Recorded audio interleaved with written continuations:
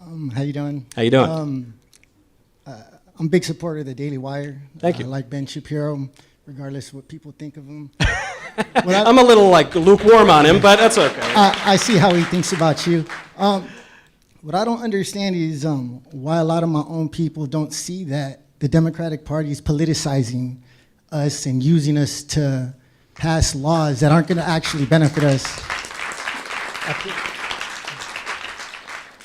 I feel like like a lot of us are blind, you know, with as far as speaking English or Spanish. I couldn't imagine going to China and not learning the language. How would I go find where the bathroom is or any other country on earth?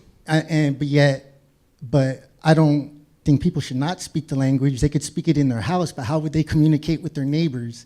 You know, I'm wondering when being proud to be an American became racist when America doesn't have a race. You know, I'm wondering exactly the same thing.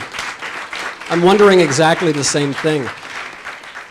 I think part of that is because you have people, we've now heard from 2 faculty members at this university who have said that if you hold the opinions that you and I hold, that we are fascist, we are racist, and we are committing violence against Latinos. Apparently you're committing violence against Latinos. I didn't know this. You're apparently self-flagellating or something like that. This is an opinion held by 2 white liberal people who are teaching at this university. And I point them out because it creates a culture that stifles free speech. It is no accident that the vast majority of virtually every voting demographic in this country, including Hispanics, including Democrats, opposes illegal immigration. And yet, in the popular culture, if you were to say that, you would be baselessly smeared as some sort of bigot or some sort of fascist or some sort of whatever stupid slur you want to throw in. The only thing that we can possibly do is speak up and look them in the eye and convince our neighbors and not allow them to bully us and shut us up. But it looks like nobody's going to bully and shut you up, so that's a very good thing. And I find it funny that these 2 non-Mexican professors are trying to speak for me. I don't need anybody to defend my race for me. I wonder how many Mexicans that they help on a daily basis, if they're buying flowers off of people on the side of the freeways, or if they're judging people like me, you know, when we walk by them.